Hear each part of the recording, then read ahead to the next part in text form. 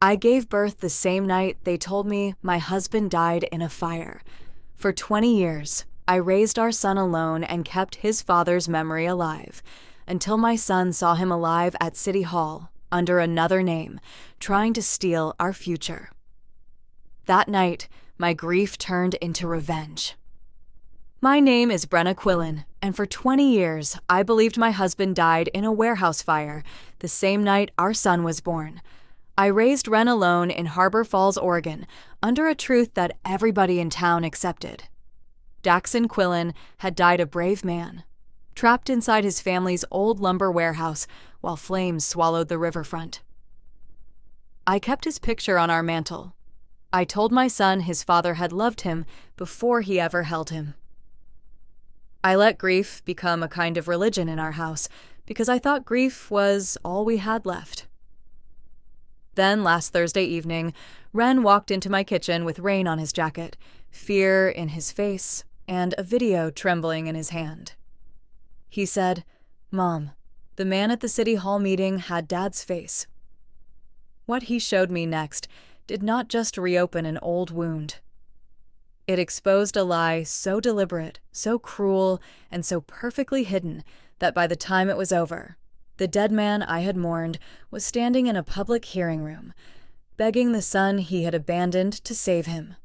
Before I tell you how a man I buried came back for something that was never his, please like this video, subscribe to the channel, and tell me where you are watching from. Because this story is not only about betrayal, it is about the moment a woman stops protecting the memory of a man who never deserved her silence. 20 years ago, I was 22 years old and 9 months pregnant, sitting in a hospital bed at Harbor Falls Memorial with a paper cup of ice chips in my hand and my husband's voicemail playing against my ear. Daxon had been at the old Quillan lumber warehouse that evening, checking inventory before the property was supposed to be sold. His family had once owned half the riverfront, back when Harbor Falls still smelled like saltwater, sawdust, and diesel. By the time I married him, most of that money was gone, but Dax still carried himself like a man born with a deed in his pocket. He was charming in that effortless way that made waitresses remember his name and strangers trust him before he earned it. That night, he told me he would be at the hospital before midnight. "Don't let our boy arrive without me," he said, laughing softly. I remember placing one hand on my stomach and telling him, "Then drive faster." Those were the last easy words I ever spoke to him. The contractions grew sharper after 9. Outside my window, rain slid down the glass in silver lines, and somewhere far away, sirens began to scream. At first, I thought they were just part of the storm, another emergency in a coastal town used to flooded roads and electrical fires. Then a nurse came in, checked my monitor, and avoided my eyes. A few minutes later, my mother-in-law, who had never liked me much, burst into the room with her hand pressed to her mouth. Behind her stood Fire Chief Hollis Mercer, his coat dark with rain, his face carrying the kind of news no one wants to deliver. He said there had been a fire at the warehouse. He said Daxon's truck was found near the back-loading dock. He said workers had seen him go inside. He said the fire moved too fast. And then he said the sentence that split my life in two. "Brenna, we don't believe he made it out." I do not remember screaming, though the nurse later told me I did. I remember the ceiling lights blurring above me as they moved me down the hallway. I remember my body doing what it had to do while my heart tried to leave the world with him. I gave birth to Ren at 12:17 a.m. while firefighters were still drowning the last red pockets of flame across town. My son came out furious and alive, his fists tight, his voice strong enough to fill the room. They placed him on my chest, and I stared at his wet, dark hair while someone whispered that Daxon's wedding ring and wallet had been recovered near a collapsed stairwell. No body, no goodbye, just metal, leather, smoke, and a baby who had entered the world on the same night his father supposedly left it, The town turned Daxon into a hero before I was strong enough to stand. The newspaper wrote that he had likely gone back inside to help a night watchman. His mother repeated that story so often, it hardened into fact. People brought casseroles, flowers, folded sympathy cards, and every kind of useless sentence grief attracts. He died doing the right thing. At least your son will know his father was brave. You have to be strong now. I nodded because I had no energy to correct anyone. There was an empty casket at the memorial, a framed photograph beside it, and a folded Harbor Falls Fire Department flag given to me because the chief said Dax had lost his life in a civic tragedy. I stood there with stitches pulling under my black dress, milk leaking through the fabric, and my newborn asleep against my shoulder. I was too young to understand that some men can turn even their absence into a performance. Raising Ren alone was not poetic. It was rent notices, double shifts, fever nights, broken plumbing, grocery math, and pretending not to be tired when my son looked at me with his father's eyes. I worked first at a dental billing office, then at a small insurance agency, and eventually built a career handling claims paperwork for marine contractors along the Oregon coast. I learned forms, clauses, liability language, death certificates, beneficiary rules, and the cold grammar of money after tragedy. That knowledge did not come from ambition. It came from survival. When Ren was little, I could not afford softness.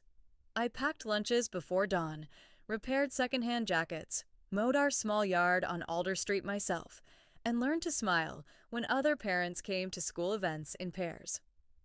I never remarried. People assumed it was because my love for Daxon was too pure to replace. The truth was more complicated.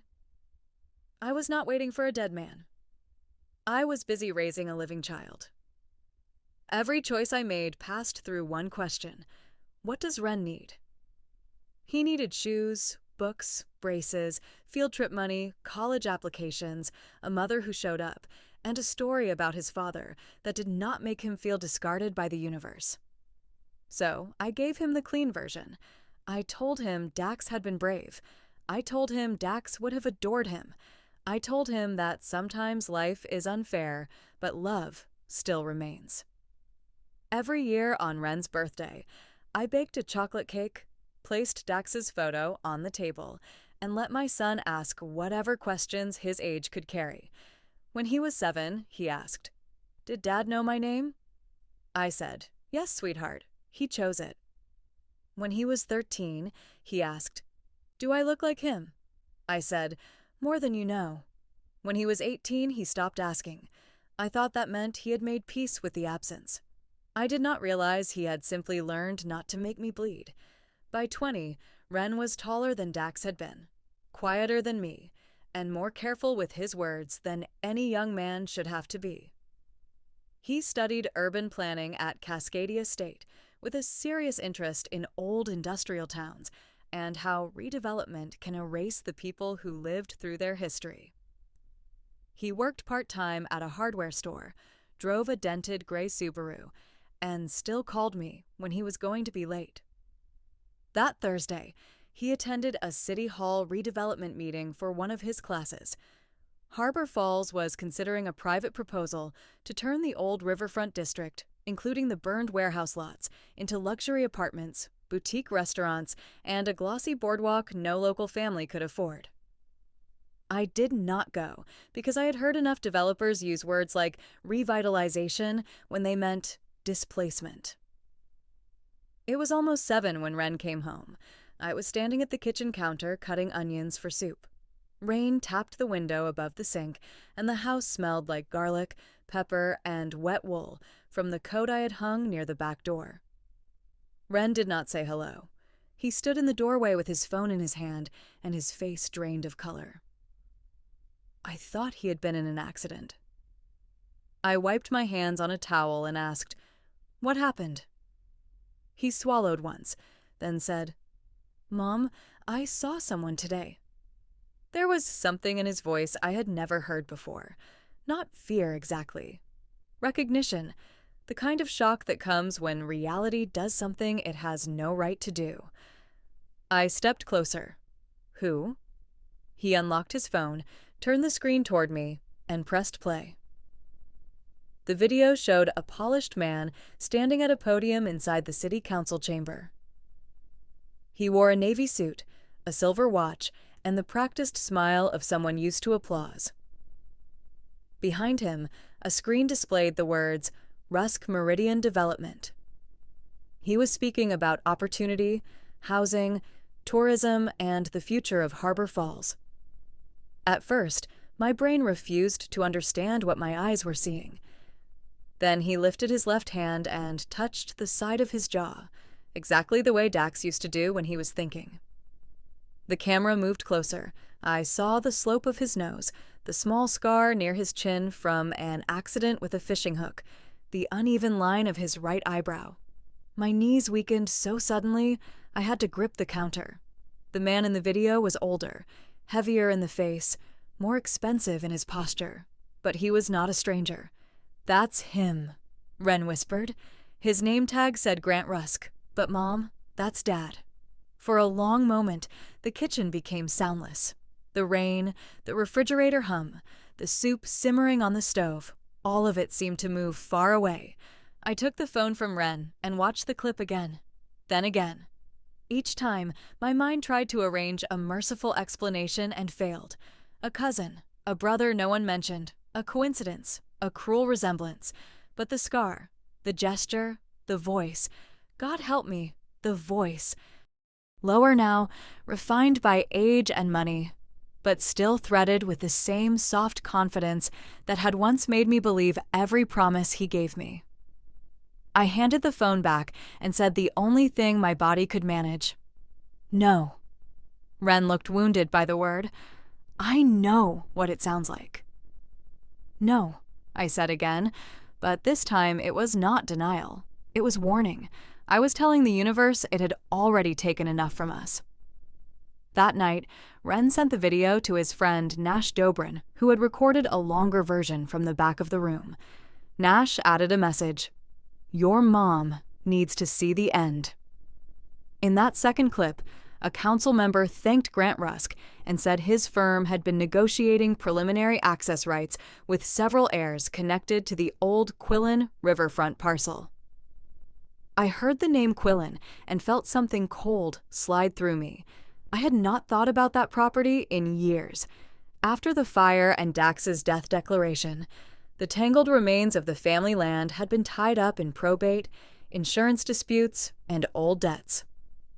I was told there was nothing valuable left. Dax's mother said the warehouse had destroyed whatever future the Quillans had. I believed her because grief makes you too tired to question people who speak with certainty. 2 days later, a black SUV stopped outside our house. I watched it from the front window while Wren stood behind me, pale and silent. The man who stepped out moved like he belonged wherever he arrived. He paused at the gate, looked at our small blue house, and for one unbearable second, I saw Dax at 26, smiling at me across a grocery aisle, asking if I knew the difference between good coffee and expensive coffee. Then the older version walked up my porch steps and knocked. When I opened the door, he said my name like a prayer he had rehearsed. Brenna. I did not step aside immediately. I let him stand there in the damp cold, expensive shoes on my worn porch, rain gathering on his shoulders. His eyes moved over my face with emotion carefully arranged inside them. He looked past me and saw Wren. Something flickered then, not love, not awe, but calculation wearing the mask of tenderness. That was the first moment my grief began to turn into suspicion. You have 5 minutes, I said. He entered the living room and looked around, as if he had expected his own absence to be displayed more generously. His photograph still sat on the mantel, but I had turned it face down after watching the video. He noticed. His jaw tightened just a little. Ren stood near the window with his arms folded. I sat in the chair opposite Dax because I refused to let him tower over me in my own house. He told us he had survived the fire. He said he woke in another state, with injuries, confusion, and no documents. He claimed people found him near a service road and helped him, but he did not know his name. He said memory returned in fragments over the years. A woman's laugh, rain on a hospital window, the word harbor. He said he built a life under the name Grant Rusk because it was the only identity he had. Then, a few weeks earlier, he saw a photo of Ren connected to a university article about riverfront redevelopment.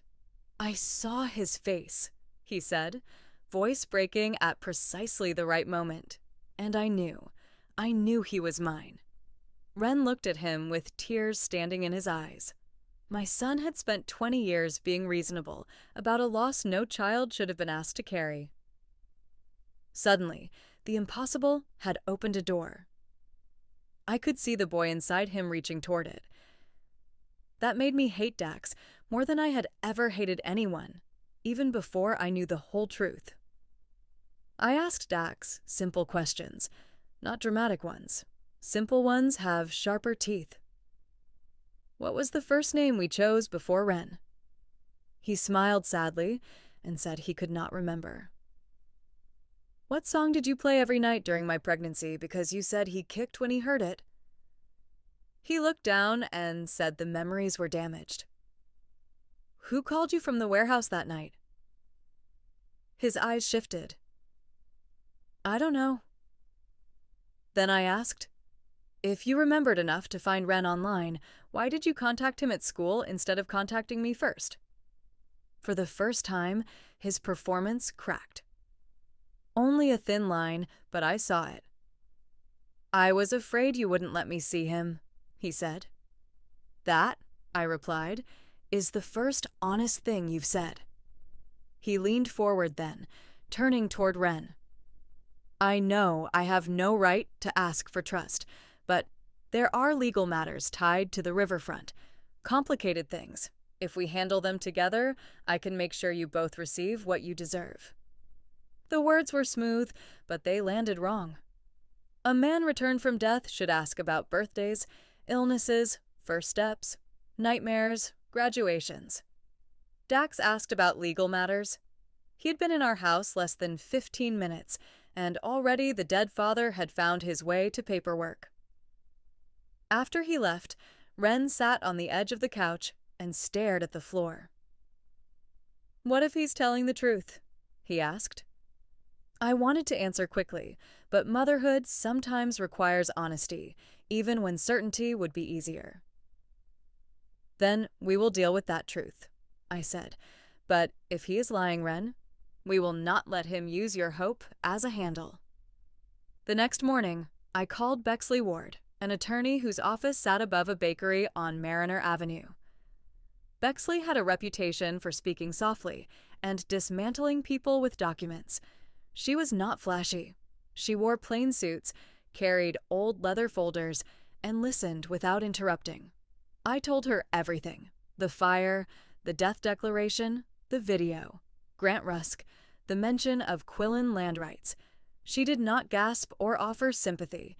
She opened a yellow legal pad and began writing dates. By the end of the week, Bexley had pulled records I did not know still existed. The old Quillan riverfront parcel had not vanished into debt, the way Dax's mother claimed. It had been divided into several interests after the fire. Because Dax had been declared deceased and Ren was his only child, a future claim had passed into Ren's name, held dormant until he turned 21 or signed consent through a guardian-related settlement process. The land was not valuable in 2004. In 2024, with redevelopment money flooding Harbor Falls, it was worth more than anything Dax's family had owned in generations. Without Ren's signature, Rusk Meridian Development could face a title challenge serious enough to scare investors away. Bexley placed a copy of the preliminary development agreement in front of me. Grant Rusk's signature curved across the bottom with arrogant certainty. Beside it was a clause referencing anticipated cooperation from Quillan successor interest. I read those words twice. Anticipated cooperation. That was what my son had become to him. Not a child, not blood, not a miracle, a cooperation. There is more, Bexley said. She showed me a business registration from Idaho, filed under Grant Rusk 11 months after Daxon Quillan's death. 11 months, not 10 years after memory returned. Not after a long, tragic search for himself. 11 months after I stood beside an empty coffin. The registered agent had ties to a shell company that received money from a fire insurance payout connected to the warehouse loss. Not enough proof by itself, Bexley warned, but enough to raise questions. Then she showed me an old photograph from a regional business journal. Grant Rusk at a construction luncheon, smiling beside investors 2 years after the fire. No bandages, no visible trauma, no lost man wandering through life. Just Dax in a new suit, building a new world while I was at home, calculating whether I could afford asthma medicine and groceries in the same week. I drove home that afternoon through hard coastal rain and didn't cry. Something worse had happened. The part of me that had spent 20 years defending his memory had gone quiet, not from weakness, but from exhaustion. I realized I had been loyal to a grave that might never have held him. I had edited my own pain to protect my son. I had made Dax honorable, because Wren deserved an honorable father. But Wren deserved truth more.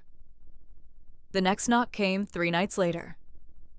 It was not Dax. A woman stood under my porch light, wearing a camel-colored coat, her dark hair pinned neatly at the back of her head, her face composed in the way people look when they are one sentence away from falling apart. "Brenna Quillan?" she asked. "My name is Vella Rusk. I'm married to the man you knew as Daxon." I let her in because her eyes looked nothing like an enemy's. Wren came downstairs when he heard voices. Vella looked at him and covered her mouth, not theatrically, but as if the sight of him physically hurt her. "He looks like the picture," she whispered. "What picture?" I asked. She reached into her bag and removed a small envelope. Inside was an old photograph of me and Dax on our courthouse wedding day. I had worn a simple cream dress because we could not afford anything else. Dax had his arm around my waist and his cheek against my hair. On the back, in his handwriting, were the words, "Brenna, before everything gets better." Vella said she found it hidden inside a locked travel case in Dax's private office, along with a passport under the name Daxon Arlen Quillan, expired but intact, and bank records from the year after the fire. "He told me he had no family," she said. "No parents who mattered, no wife, no child. He said his past was painful and empty. I believed him because I loved him." Her voice hardened on the last sentence, not against me, but against herself. Then I saw the City Hall video comments. Someone wrote that Grant Rusk looked like the man who died in the Quillan fire. I started searching. I found your husband's memorial notice. I found Wren's birth announcement from the same week. And then I found this. She gave Bexley's office copies of everything the next morning. Vella did not ask for pity. She asked for a chair, a glass of water, and the chance to stop being part of his lie. In her documents was the first truly damning piece, a storage unit rental under Grant Rusk's name, opened 4 months before the fire in a town 2 hours away. 4 months before. Inside that unit, according to payment logs and photographs Vella had taken, were old Quillan financial records, a second wallet, clothing, cash withdrawal receipts, and a sealed folder labeled Riverfront Contingencies. Dax had not stumbled into a new identity after tragedy. He had prepared one before the flames ever started. Bexley contacted Eldon Shaver next. He was the retired fire investigator who had assisted on the warehouse case 20 years earlier. Eldon lived in a small house outside Harbor Falls with wind chimes on the porch and guilt sitting visibly in his shoulders. At first, he did not want to talk. Then Bexley mentioned the dual ignition points, and his face changed. He invited us inside. "I wrote a supplemental note," Eldon said, pulling an old box from a closet. "It never made the final report." He explained that the fire had started in two places too far apart for a simple electrical failure.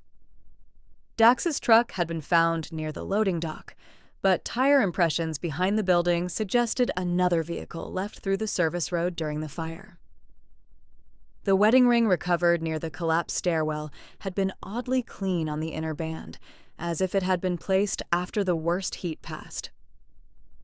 Eldon had raised concerns, but the warehouse was dangerous. The town wanted closure, and the Quillan family pushed hard for a heroic narrative. "I was younger," he said, shame making his voice rough. "I let certainty outrun evidence." Wren sat beside me during that meeting, his hands clasped so tightly, his knuckles turned white. He did not speak until we were back in the car. Then he said, "He knew I was being born." I nodded. "Yes." Wren stared through the windshield at the gray road ahead.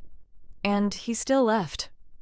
There was no answer that could soften that, so I gave him the truth. "Yes." Dax called that evening. I put him on speaker because secrets had done enough damage in our family. His voice was warm, patient, almost paternal. He said he wanted to meet Wren privately. He said men sometimes need space to understand each other. I said no. His warmth cooled. He reminded me that the riverfront development could change Wren's life.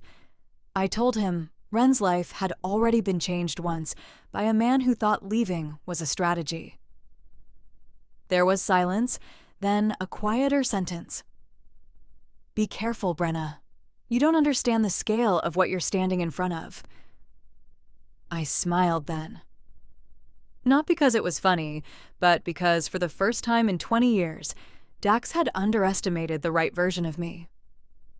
The young woman in the hospital bed had been devastated. The widow at the memorial had been numb. The mother skipping meals to buy school supplies had been tired. But the woman on that phone call had spent 2 decades reading contracts, contesting claims, and learning exactly how men hide liability behind polished language. "No," I said. "You don't understand the woman you left behind." The public hearing was scheduled for the following Tuesday at City Hall. Rusk Meridian expected a smooth presentation.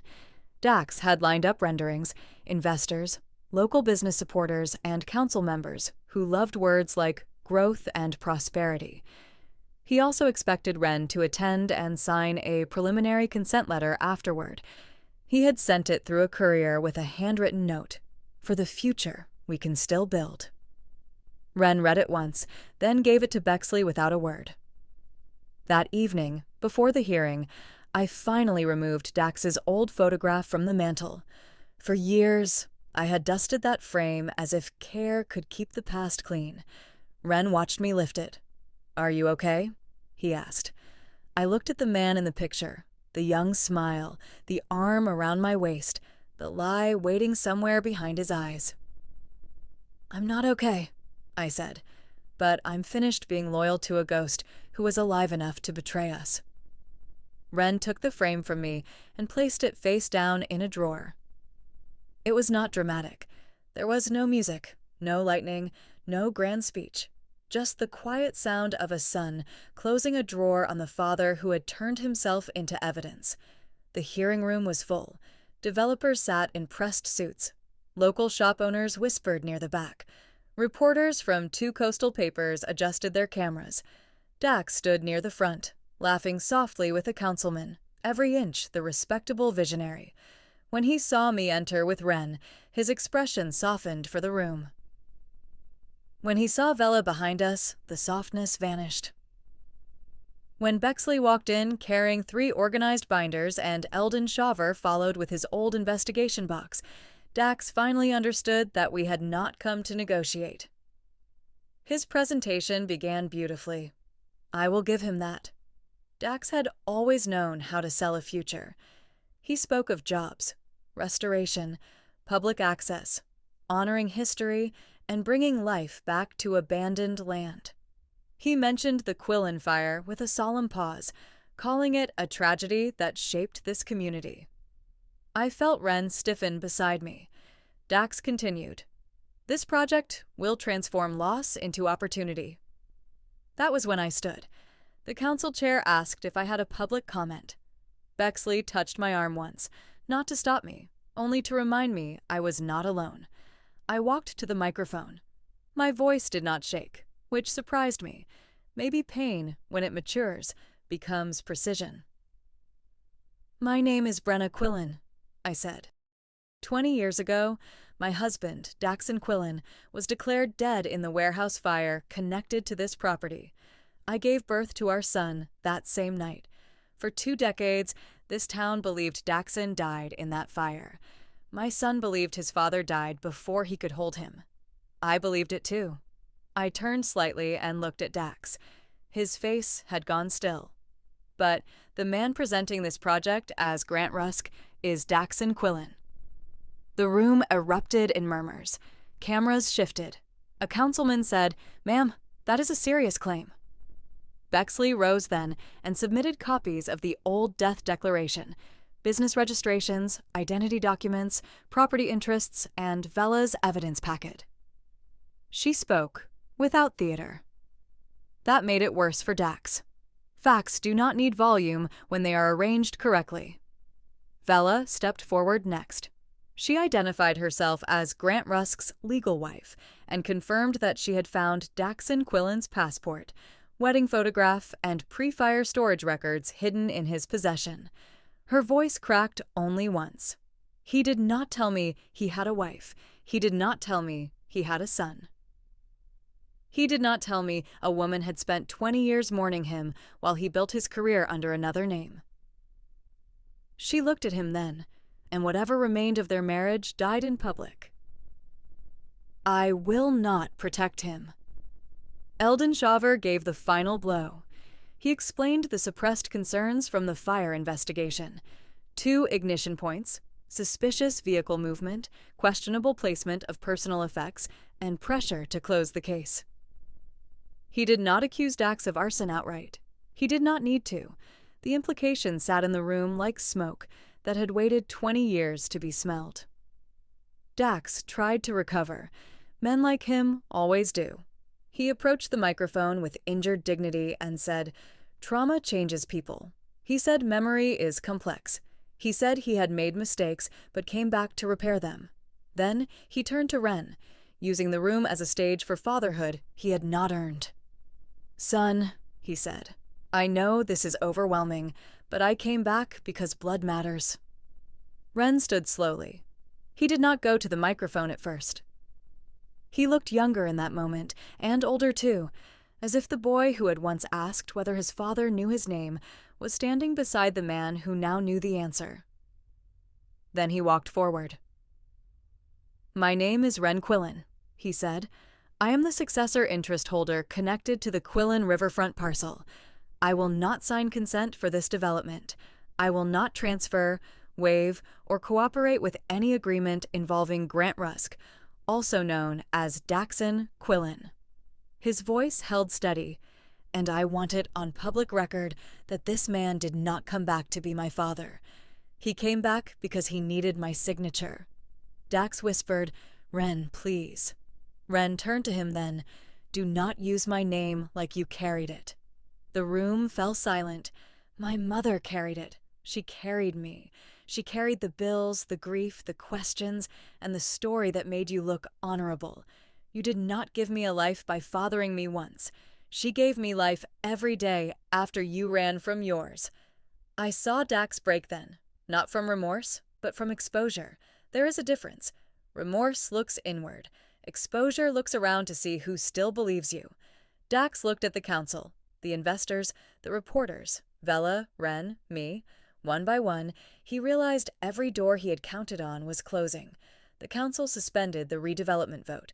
Rusk Meridian's investors withdrew pending investigation before the week was over. Bexley filed petitions to challenge the property claims and referred the identity fraud evidence to state authorities. The fire case was reopened for review. Vella filed for divorce and gave sworn statements. Dax's face appeared on the front page under a headline that did not call him visionary, survivor, or developer. It called him what he had spent 20 years avoiding: a man with two names and one very public lie. A few nights after the hearing, Dax came to our house one last time. He looked smaller without the suit, without the podium, without people waiting to be convinced. I opened the door but left the chain on. He asked to speak to Wren. I said no. He said he was still his father. I looked at him through the narrow opening and felt nothing like the grief I expected. A father is not a title you get to reclaim when the paperwork requires it, I said. You left a newborn and a wife in ashes. You let your son grow up saluting your photograph. You let me bury an empty coffin while you built a life from our ruin. Whatever you are, Dax, you are not welcome here. Wren came into the hallway then. He had heard enough. Dax saw him and reached toward the gap in the door. Please, he said. I made terrible choices, but I'm here now. Wren's face did not change. No, he said quietly. You're cornered now. That isn't the same as being here. Dax lowered his hand. For once, he had no polished answer, no beautiful excuse, no tragic explanation shaped for sympathy. Just the silence he had given us for 20 years finally returned to him. After he left, Wren and I stood in the hallway for a while. The house felt different, but not broken. For years, I thought truth would destroy us if it ever came. Instead, it cleared the air. Painful air, yes. Cold air, but breathable. A lie can feel like shelter when you have lived inside it long enough. Then one day, the walls fall, and you realize they were never protecting you. They were only blocking the sky. Months later, the riverfront parcel remained under legal protection while investigations continued. Developers circled, of course. Money is never embarrassed for long. But Wren surprised me. He did not want to sell quickly. He wanted to study the land, the history, the fire records, and the families affected by industrial accidents along the coast. With Bexley's help, we created a proposal for part of the property to become a community training center and scholarship fund for children who lost parents in emergency work. Not a monument to Dax, never that. A living place for people who deserved more than a polished lie. On the first clear morning of spring, Wren and I walked along the old riverfront. Weeds grew through cracked concrete. Rusted beams still marked where the warehouse had stood. The air smelled like salt, mud, and wet cedar. For 20 years, I had avoided that place because I thought it held the last moment of my husband's life. Now I knew it held the first moment of his cowardice. Strangely, that made it less haunted. The truth did not make the past beautiful, but it made it honest. Wren slipped his hands into his jacket pockets and looked across the water. "Do you hate him?" he asked. I thought about the young woman in the hospital bed, the widow at the empty coffin, the mother counting coins, the woman at the microphone, and all the versions of myself Dax had forced into existence. "No," I said at last. "Hate would still give him a room in my life. I'm done giving him space." Wren nodded. After a moment, he said, "You know, when I was a kid, I used to wish he could come back." "I know." He looked at me, eyes bright but steady. I'm glad he didn't come back sooner. I might have believed him. That sentence hurt, but it also healed something. Because he was right. Sometimes timing is mercy disguised as cruelty. The truth came when my son was old enough to see the difference between blood and loyalty, between regret and convenience, between a father and a man who wanted access. That evening, I placed Dax's old photograph in a box with the documents from the hearing. Not on the mantel, not in the trash either. The past happened. I had no interest in pretending it did not, but I no longer needed to decorate my home with a lie.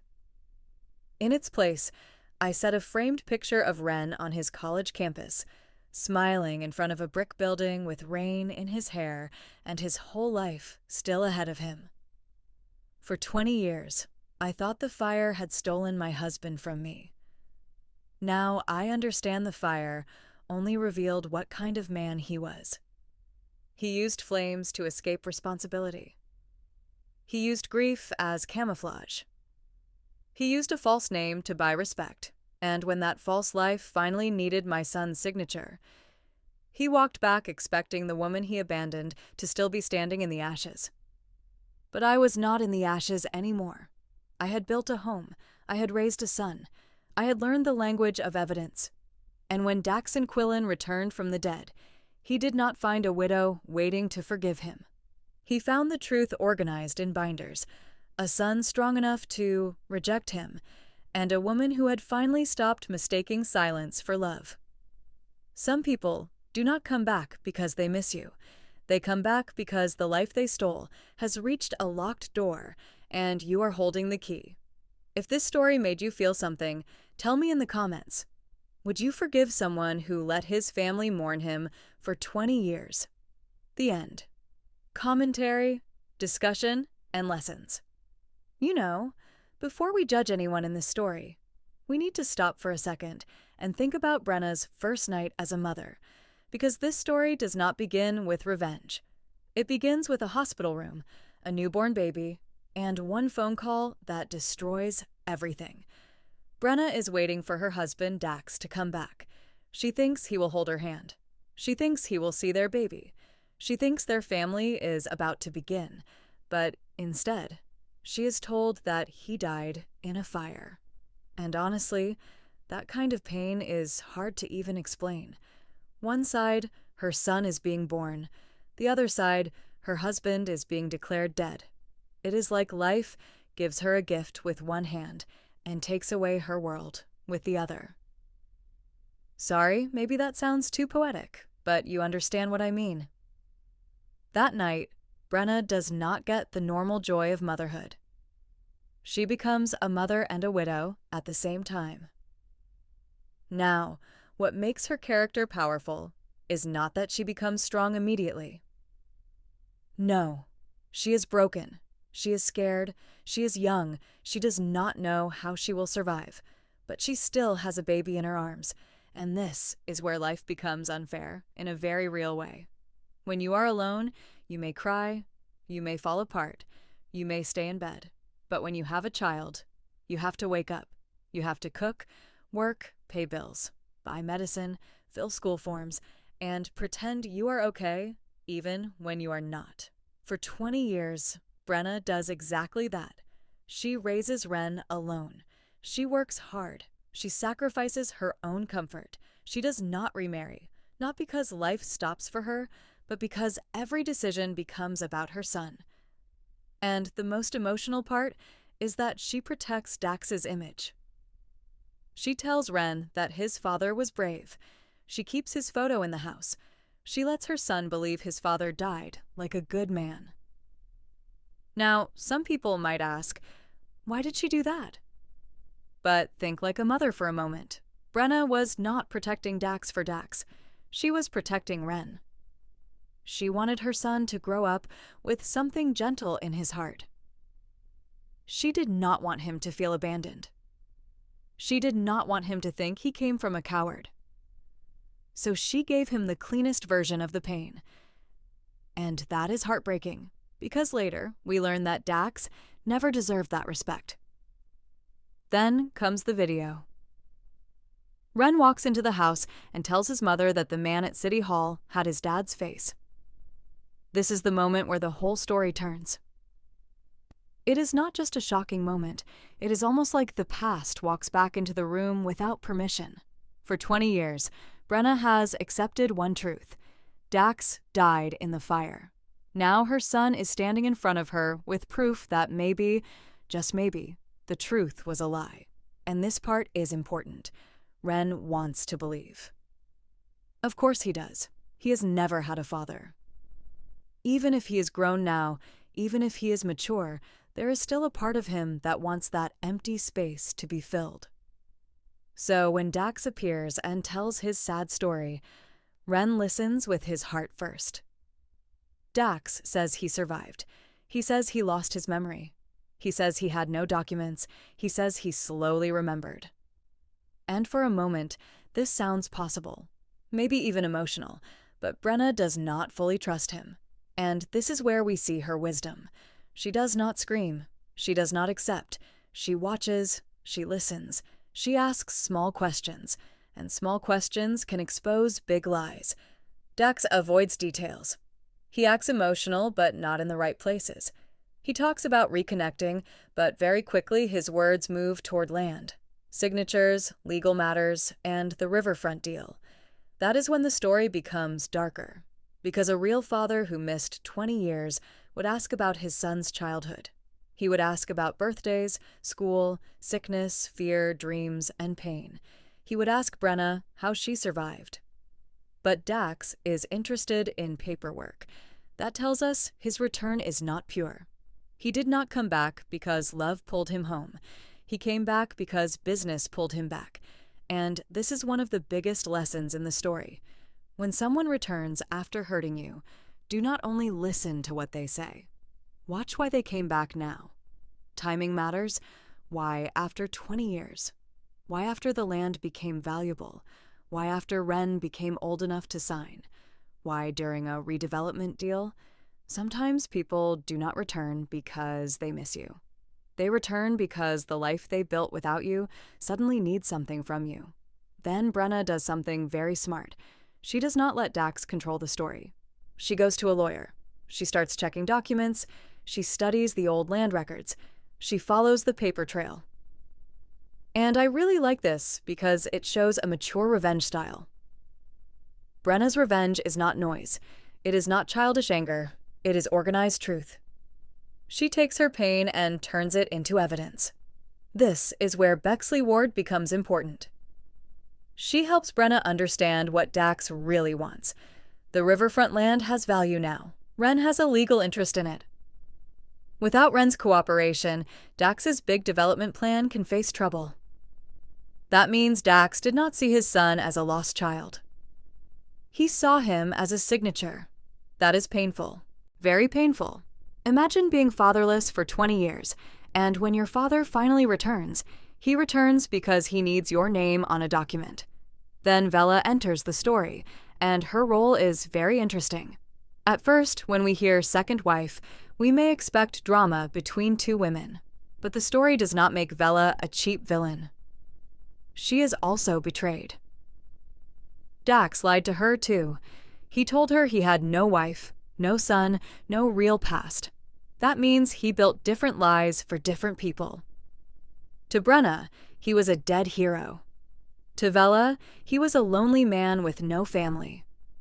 To investors, he was Grant Rusk, a successful developer. Same man, different masks? And Vela choosing to tell the truth is a strong moment, because it is not easy to admit you were fooled. Many people protect lies because they are ashamed of believing them. But Vela does not do that. She brings the passport, the photograph, and the hidden proof. She stands with Brenna, not against her. That gives the story emotional maturity. Two women who could have been enemies become witnesses to the same betrayal. Then we have Eldon, the old fire investigator. His part shows that the truth had signs from the beginning. 2 fire points. Strange vehicle movement, a ring that looked placed, but the town wanted closure. People wanted the simple story. Dax died a hero. And honestly, this happens in life too. Sometimes people accept an easy lie because the hard truth would disturb everyone. The lie survives not only because one person tells it, but because many people do not question it. Now, let's talk about the final hearing, because this is where the revenge really lands. Dax built his second life on image. He needs people to respect him. He needs investors. He needs the city council. He needs everyone to see him as Grant Rusk, the polished businessman. So Brenna does not expose him in a private fight. She exposes him in the room where his fake image matters most. That is smart revenge, quiet revenge, public truth. Brenna walks in with Wren, Vella, Bexley, and Eldon. For 20 years, she carried the pain alone. But now, she does not stand alone. She has proof. She has witnesses. She has the truth arranged in order. And when she says that Grant Rusk is actually Daxon Quillan, his two lives crash into each other. That is the moment his control ends. Dax tries to save himself. Of course he does. People like him always try one more performance. He talks about trauma, memory, mistakes, and family. Then he turns to Wren and says, "Blood matters," but Wren's answer is the emotional heart of the story. He makes it clear that blood is not the same as fatherhood. A father is not made by biology only. A father is made by showing up, staying, protecting, and loving when life is difficult. Wren understands who really raised him. Brenna did. She carried the bills, the grief, the school years, the questions, the loneliness, and even the false memory of Dax's honor. She gave Wren life every day. Dax only came back when he needed him. That is why Wren's rejection hurts Dax more than anything else.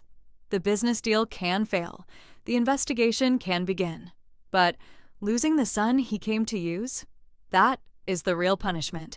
And the ending is not just about Dax losing everything. It is also about Brenna becoming free. She does not need to hate him forever. Hate would still keep him inside her life. Instead, she exposes him, protects Wren, and removes his false memory from her home. That is powerful. Sometimes healing does not mean forgiving the person. Sometimes healing means finally telling the truth and no longer decorating your life with their lie. The land ending is also meaningful. Dax wanted to turn the riverfront into money and status. Brenna and Wren choose something better. They want to turn that place into a training center and scholarship space for people who lost parents in emergencies. So the place connected to betrayal becomes a place of service. That is beautiful justice. Dax wanted profit. Brenna created legacy. So what can we learn from this story? First, silence is not weakness. Brenna was quiet for many years, but she was not empty. She was surviving, learning, and becoming stronger. Second, when someone comes back after years of pain, look at their actions, not only their emotional words. Third, truth needs courage, but it also needs proof. Brenna did not just accuse Dax, she gathered evidence. And finally, family is not only blood. Family is the person who stays, sacrifices, and shows up when life becomes hard. Dax thought he would return and find the same broken woman he left behind. But he found a mother with evidence, a son with dignity, and another wife who refused to protect his lies. And maybe that is the strongest message of the whole story. You can run from your name. You can hide behind a new identity. You can let people believe a beautiful lie for years. But one day, the truth may walk into the room with documents, witnesses, and the courage to say your real name out loud. So now think about it honestly. If someone let you mourn them for 20 years, then came back only because they needed something from your child, what would you do? Would you forgive them, or would you do what Brenna did? Stay calm, gather the truth, and let the liar face the life he created.